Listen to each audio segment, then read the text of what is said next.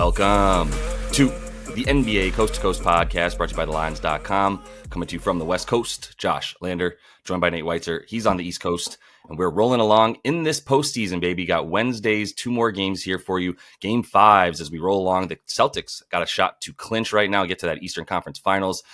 Back in Boston here for Game 5 there, and then we're back in OKC for the Thunder and the Mavs. Game 5 all tied up at 2. We've got best bets in this video for you guys. Also have a player props episode. We're bringing you both of these each and every day now moving forward throughout these playoffs. So make sure to subscribe to that page. Continue to follow along with us. Also want you to head to thelines.com. Use everything we have up on the site right now to continue to help you with all of these postseason bets you will be making. Nate, let's go ahead and get right into your first pick here from that Dallas and Thunder series. Yeah, I like the Mavs to come out strong, and therefore I'm going over 26.5 in the first quarter for Dallas, which is even money. Do have a lean towards, Dallas covering or just Dallas money line at plus 150 because, this is very much a toss-up series. Like, everything has been back and forth. In fact, Dallas seemed like very much the better team for 3+ quarters on Monday. And then that means SGA just outdueled those two guys. Dallas still wins the game if they don't miss 11 free throws. They still win if mostly Kyrie isn't just oddly passive down the stretch and not trying to close the way he did the previous game. And they still win if Chet and Dort, who've just been ice cold most of the series, don't hit these clutch threes, right? Because they can load up more on SGA and dare these other guys to beat them down the stretch. And I don't think that they can necessarily consistently. And prior to that fourth quarter, I mentioned SGA was 1 for 8 inside the arc in the fourth. They let him get to his spots, hit these really tough mid-range shots, which is fine. But look, if you blitz him and get it out of his hands early, I just don't trust the other Thunder guys to outduel this team in the clutch, especially the way nobody is getting to the rim in this series. But let's look at the first quarter, which is just played at a different pace than the rest of the quarters in this series. And Dallas has just come out so strong because Luka is fresh. And his offensive numbers are so much better in the first half, particularly in the first quarter, particularly after a loss. All 4 after a loss in these playoffs, I believe he's like 32.5 points per game. The one in this series, he has 16 in the first, assisted on 24 points in the first quarter alone, and they just dropped 36. Kyrie basically not aggressive at all. They still got 30 last game with Kyrie going 0 for 2. But eventually Kyrie is going to come out aggressive on top of Luka coming out with his patented bounce back. Throughout his career, he has bounced back after every loss and done very well, at least at the outset here. He might wear down as the game goes along. That's why I think first quarter is safer. But yeah, I just think he comes out with that emphasis on offense, and Dallas has been good in that opening frame. Yeah, the points in the first quarter for this series make a lot more sense than any other quarter. If you like Dallas, that's fine. I think Dallas is the better play because the edges for both these teams are so small. There's a lot of similarities. There's also just matching up pretty well. It's almost just like if you give Dallas the edge down low and in the paint, then you give the edge to the mid-range shooting and the easy buckets that are not necessarily at the rim, but still very available for the Thunder, right? And you give them depth. It all just kind of amounts to there's barely an edge once you tally everything up and the whole pie comes together. So it's so close that if you keep getting anywhere around 5 points to just, if someone's laying that down, then just take those points and take the plus if you want to hit the money line for the plus money with a dog, great. But I think it's just, you take the dog once you get these 3.5, 4.5 point spreads. Once we get back to Dallas, if OKC wins this game, we get back to Dallas and it's -1, -2.5 for Dallas. Then it's just back to total toss-up land. But if you want to find the moments in time that this game the series has shown to be a faster paced series, then points should be coming early, and then just the faucet will just stop later in the game, is what we've seen when it comes to crunch time between these two teams. But that's just one way to look at it. But I think you take the points with Dallas here as well for the whole game.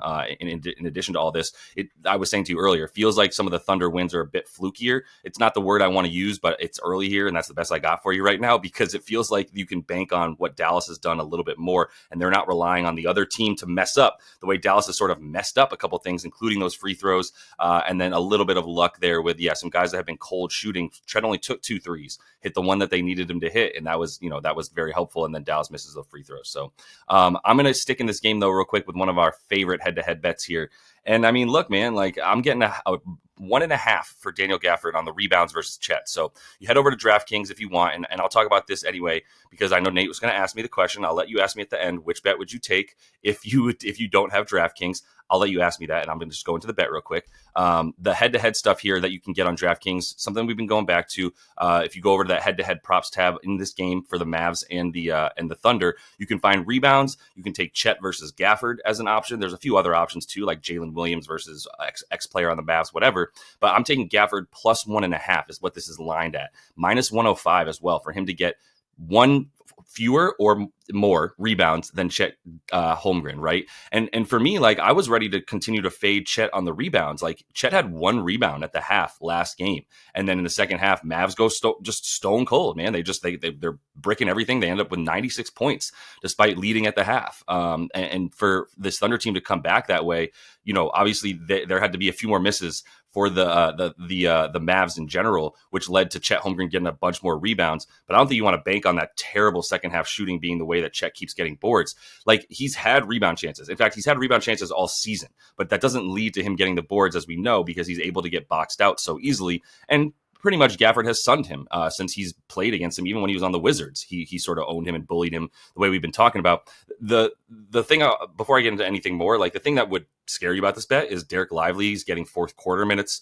I still don't quite understand that. I mean, Gafford has been a better player for whatever he's on the floor this series. Lively had a couple, good spurts in the last 2 games, and that's fine. But when Gafford's on the floor, he is making it even harder than Lively makes it for Chet to get those boards. That's the only thing that would scare you a bit about it. But I think Gafford's also coming back from he's now 2 games removed from dislocating his pinky. I think 3 games actually. And so there's the likelihood that he's still ramping back up. He had, they basically played the same amount of minutes Gafford and Lively did last game. So I'm starting to feel like he's still the starter. He's still going to get at least 20 to 25 minutes. And that's been enough for him to get about 8 boards against this team.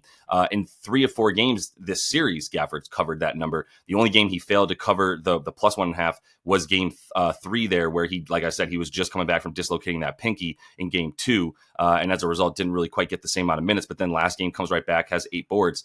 For Chet, he's had 7 boards, 6, 8, and 9, respectively, going games 1 through 4. So Gafford's actually out-rebounded him in 2 of these. And then the one where he was out-rebounded by more than 2, like I said, didn't play the minutes and came back from injury. And then if you look at Chet in this series, it's really about, like I was saying about those rebound chances. Like he's at 19.8 rebound chances for this series. That ain't the same as a guy like Josh Hart getting 19 or 20 rebound chances, because one, we talked about this a little bit yesterday, Chet's so busy boxing out dudes that are like 30, 40, 50 pounds heavier than him.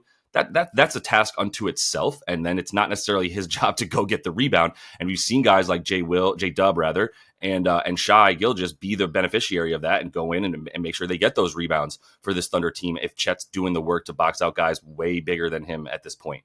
So his 7.5 rebounds on 19.8 rebound chances, it's a 38% success rate. And then if you look at the deferred stuff, which I always like to keep in mind, because there is something to the idea that like guys are deferring to guards at times, or because there is something a sort of thesis in the NBA that if your guard is the one who gets the rebound and gets it and goes, now you're in a more dangerous situation in transition, which makes sense. Luka does it, Shai does it, all these dudes that really get these boards that are a little bit smaller, it's on purpose. The big men are deferring to them when there's the option to give it to them because they can get that fast break going a little bit quicker and get into transition. So that's what we've seen with Chet, is deferring 3 per game.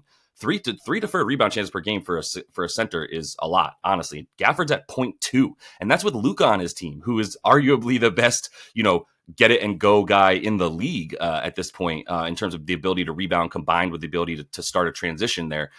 So yeah, I think the deferred rebound chances will continue to be there for Chet because it's actually better for I meant SGA, excuse me. It's better for SGA to get that board and go, right? For Gafford, 0.2 deferred rebounds, 48%. Everything's better. It's at 48% success rate on his rebounds, only a few fewer rebound chances. So he's still in there getting the same opportunities as Chet and has a way better success rate in those opportunities. So I'll keep going back to him, minus 105 for him to only get one fewer or more than Chet Holmgren.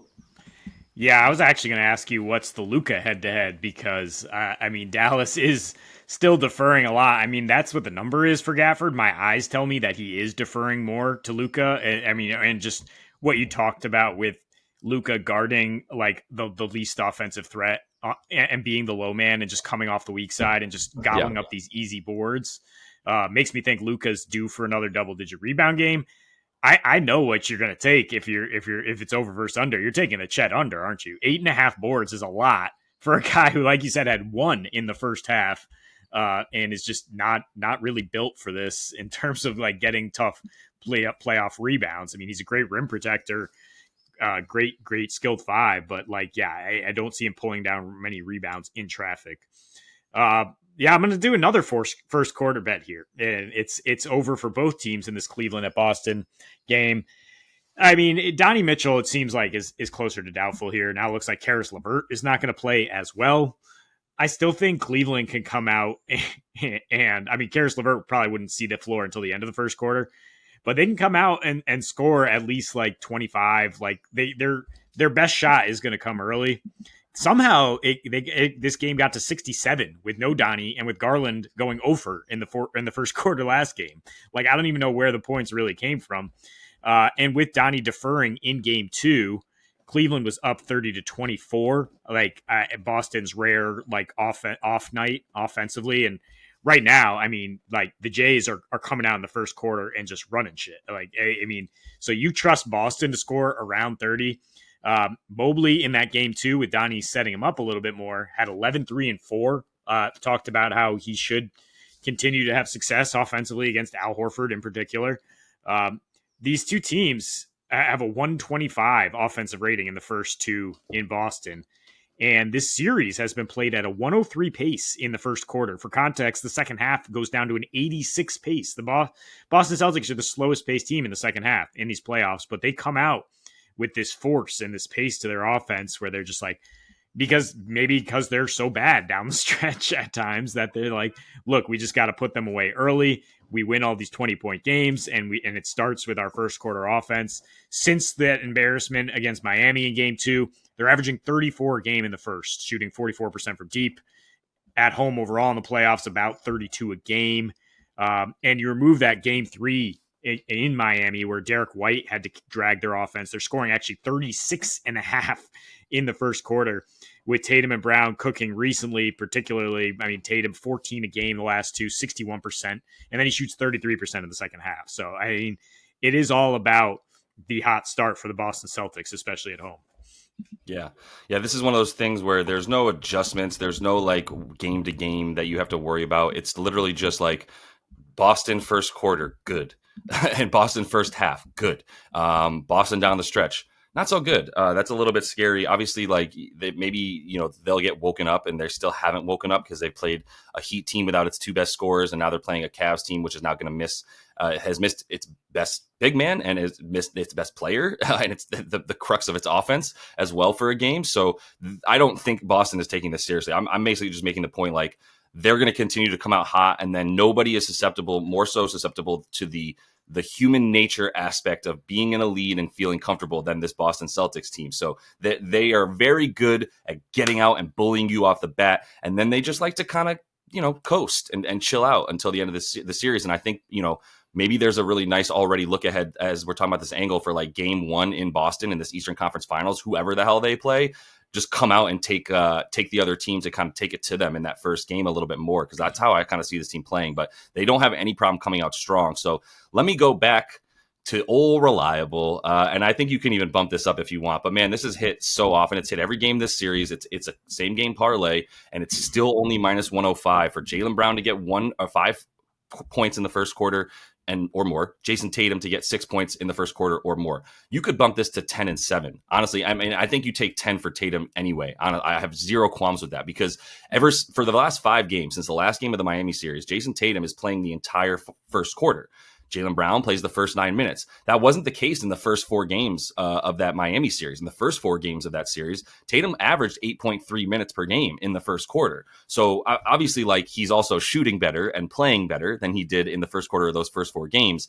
But at the same time, he's getting an extra 4 minutes now in these quarters, and he's scoring in the beginning of the quarter, but you also see the end of the quarter. And he just goes in at that point and is just like, okay, well, now it's just me and Peyton Pritchard out here, so let me go ahead and get mine up, right? And no offense to Peyton, to PP, because he's been amazing, obviously, but you get my point here. And for Brown, like, are you ever worried about Brown getting his? Like, no one's ever like, Jaylen, you should really focus on your offense more. Like, no one needs to say that to JB. I'm not even trying to like trash him in any way for saying that, because yeah, if I had a dude on the court who has a mismatch every time that he steps on the floor versus the Cavs, there's nobody that he can't bully to the basket. Like, you'd have to put Evan Mobley on him, and that's obviously going to be a mismatch in terms of him taking him out to the 3-point line and taking him in. So there's nobody that can stay in front of Jaylen Brown, and if they can stay in front of him, then they have they're going to get put under the basket by that dude who is just putting his shoulder in everybody's chest. So I love the aggression from both of them. JB now has hit 5+ points. This is part of it. Like, the fact that I get a -105 bet for something that happens so consistently. Brown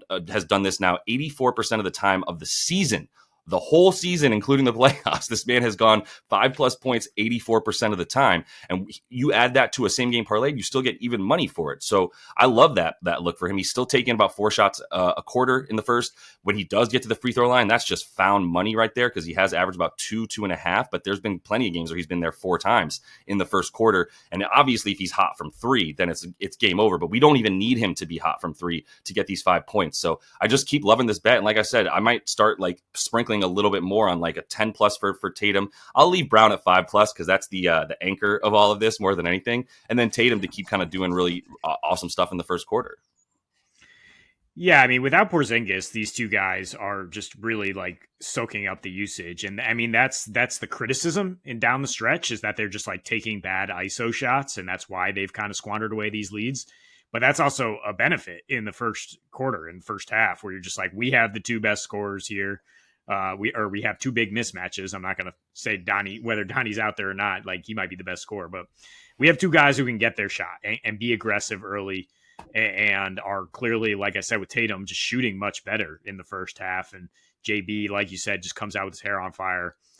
So yeah, I think it's pretty solid, unless the Celtics switch up how they play, because I think Derek White was scoreless through 3 quarters in that last game, and like it's just like Drew like occasionally getting shots. Like, nobody's really getting shots up but these Jays right now, as they just kind of your turn, my turn, which is, as a Celtics fan, is really problematic. And I'm going to continue to say, like, bet the Western Conference to win this freaking championship, because they are not in position to win it at the moment.